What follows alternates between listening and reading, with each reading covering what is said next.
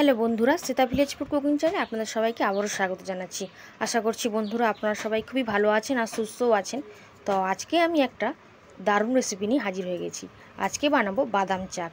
এগুলো কিন্তু ট্রেনে বাসে বিক্রি হয় আর ছোটোবেলাতেও আমরা খেয়েছি, এখনও পাওয়া যায়। কিন্তু খেতেও কিন্তু ভীষণ ভালো হয়, বাচ্চা থেকে বড় সবাই কিন্তু খুব পছন্দ করে থাকে এই বাদাম চাক, বা অনেকে কিন্তু বাদাম ছাপাও বলে থাকি। চলুন তাহলে এই বাদাম চাক বা বাদাম ছাপা রেসিপিটা বানিয়ে ফেলা যাক। রেসিপিটা শেষ পর্যন্ত দেখার জন্য আপনাদের সকলের কাছে অনুরোধ রইল। আর যদি ভালো লেগে তাহলে বন্ধুরা অবশ্যই করে কিন্তু লাইক করবেন, শেয়ার করবেন আর সাবস্ক্রাইব করে পাশে থাকবেন। চলুন তাহলে বাদাম চাক বা বাদাম ছাপা রেসিপিটা বানিয়ে ফেলা যাক। খুবই ঝটপট কিন্তু বানিয়ে নেওয়া হয়ে যায়। তো বাদাম ছাপা রেসিপিটা বানানোর জন্য আমি এখানে কিছু পরিমাণে চীনাবাদাম নিয়ে নিয়েছিলাম।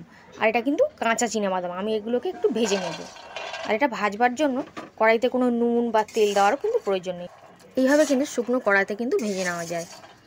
বা আপনারা কিন্তু বাজার থেকে ভাজা চীনাবাদামও কিনে আনতে পারেন। তবে ভাজা চীনাবাদাম কিনে আনলেও একটু কড়াতে একটু ভেজে নিতে হবে। এরকমভাবে চীনাবাদামগুলোকে দেখুন আস্তে আস্তে কিন্তু কালারটা অন্যরকম হয়ে যাচ্ছে। যখন বাদামগুলো একটু ফেটে ফেটে যাবে তখন বুঝতে হবে যে বাদামগুলো খুব ভালোভাবে কিন্তু ভাজা হয়ে গেছে।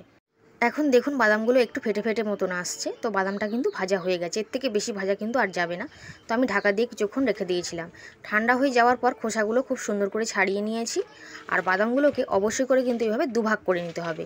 বাদাম চাকটা বানানোর জন্য বাদামগুলোকে কিন্তু এইভাবে দুভাগ করে নিতে হবে। তো আমি ওটা ছাড়িয়ে রেখে দিলাম।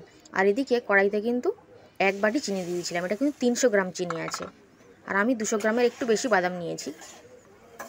আর এখানে 300 গ্রাম চিনি কিন্তু ঠিক আছে। আর অল্প সামান্য জল দিয়ে দিলাম। এবার চিনিটা গলে যাওয়ার জন্য অপেক্ষা করছি। কিছুক্ষণের মধ্যেই দেখুন চিনিটাগুলো খুব সুন্দরভাবে গলে গেছিলো, কিন্তু সবগুলো কিন্তু এখনও মেল্ট হয়নি। দেখেই বোঝা যাচ্ছে চিনিটা কিছুটা অংশ কিন্তু এখনও বাকি আছে। তো এইভাবে কিন্তু একটু উনুনের জালটা বা গ্যাসের জালটা দিয়েই যেতে হবে। চিনিটা কিন্তু কিছুক্ষণের মধ্যেই সম্পূর্ণটা গলে যাবে খুব সহজেই। আজকে বাদাম ছাপাটা আমি একটু সাদাভাবে বানাবো। আপনারা যদি লালচে বানাতে চান তাহলে চিনির ঘনত্বটা আমি যেমনভাবে রাখবো তার থেকে আরও একটু বেশি ঘনত্ব করতে হবে, আরও একটু ঘন করতে হবে, তাহলে কিন্তু লালচে কালারটা চলে আসবে। এখন দেখুন চিনিগুলো খুব সহজেই কিন্তু গলে গেছিলো, সবই গলে গেছে। তো এখন কিন্তু বাদামটাকে আমি দিয়ে দিলাম। আমি সাদা বানাবো তাই এই পর্যায়ে দিচ্ছি। আপনারা যদি লালচে বানাতে চান তাহলে আরও একটু ঘন করতে হবে চিনির শিরাটাকে। একেবারে ঘন করবার পর কিন্তু দিতে হবে। এখন খুন্তিটা দিয়ে কিন্তু অনবরত নাড়াচাড়া করতে হবে।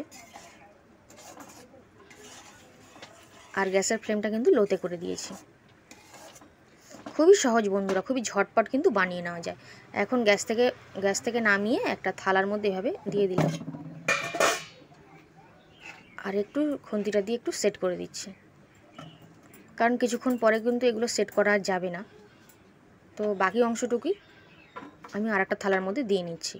আপনারা যে কোনো একটা থালাতেও কিন্তু বানিয়ে নিতে পারেন, তাহলে একটু চওড়াও হবে। তো আমি এখানে পাতলা করে একটু বানাচ্ছি। তো এরকম একটু ছড়িয়ে দিলাম। 10 মিনিট পর একটু ছুরি দিয়ে দাগ দিয়ে দেবো। 10 মিনিট হয়ে গেছিলো, তবে এর থেকে বেশি আর দেরি করা যাবে না। তবে এই সময় আমি একটু ছুরিটা দিয়ে একটু দাগ দিয়ে দিচ্ছি, মানে পরে যাতে কাটতে সুবিধা হয়, নইলে পরে কিন্তু আর ওঠানোই যাবে না। তো সেই জন্য একটু হালকা করে এভাবে ছুরিটা দিয়ে দাগ দিয়ে দিয়েছি। দেখুন 2 ঘন্টা পর আমি ফিরে এসেছি। ওই যে দাগগুলো দিয়েছিলাম ওর উপর থেকেই কিন্তু একটু ভালো করে কিন্তু ওই ছুরিটা নিয়ে এইভাবে কেটে দেবো। গরম অবস্থাতেই ওইভাবে দাগ দিয়ে দিতে হয় বন্ধুরা, তা নাহলে কিন্তু এইভাবে পরে কিন্তু এইভাবে এগুলো কাটা যাবে না, ঠিক মতন তোলাও যাবে না।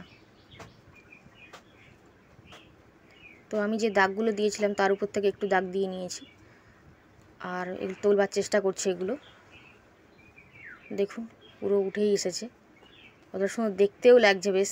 তবে সবগুলোকে এইভাবে আমি তুলে নিচ্ছি।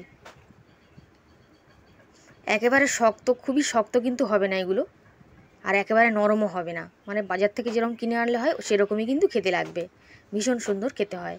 আর এগুলো কিন্তু অনেক দিন বাড়িতে রেখে কিন্তু খাওয়া যায়। তো যে দাগগুলো দেওয়া রয়েছে তাতেও একটু তুলতে অসুবিধা হবে, তাও কিন্তু একটু কষ্ট করে এগুলো তুলে নিতে হবে। তো সবগুলোকে এরকমভাবে আমি তুলে নিচ্ছি, আর একটা প্লেটের মধ্যে ভর্তি করে নিয়েছি। সমস্ত সবগুলোকে তুলে একটা প্লেটের মধ্যে নিয়ে নিয়েছি। আর যে ভাঙা টুকরোগুলো রয়েছে সেগুলো থালার মধ্যেই কিন্তু রয়েছে। তো যাই হোক দেখুন প্রত্যেকটাই কতটা সুন্দর কিন্তু হয়েছে। আমি চেষ্টা করেছি যে অনেকটাই মানে একটা শেপ দেওয়ার, তাও যতটা সম্ভব হয়েছে। এগুলো কিন্তু বানিয়ে রেখেও দেওয়া যাবে, খেতেও ভীষণ ভালো হয়, বাচ্চারাও পছন্দ করবে, বড়রাও পছন্দ করবে। দেখুন কতটা সুন্দর হয়েছে। বেশ, আজকে বাদাম চাকের রেসিপিটা বা বাদাম ছাপার রেসিপিটা কেমন লাগলো কমেন্ট করে জানাবেন। ভালো লাগলে অবশ্যই ভিডিওটিকে লাইক করবেন, শেয়ার করবেন, সাবস্ক্রাইব করে পাশে থাকবেন। আজ তাহলে এই পর্যন্তই, আবার হাজির হয়ে যাব অন্য কোনো রেসিপিতে। এখন একটু ভেঙে দেখিয়ে দিচ্ছি যে এগুলো কতটা সুন্দর হয়েছে। আর একটাকেও নিয়ে একটু ভেঙে দেখিয়ে দিচ্ছি, ওটা ঠিক মতন হয়নি তো সেই জন্য।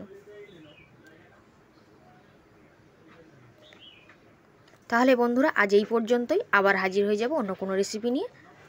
ততক্ষণ আপনারা সবাই খুবই ভালো থাকবেন আর সুস্থ থাকবেন। আজ তাহলে আসলাম।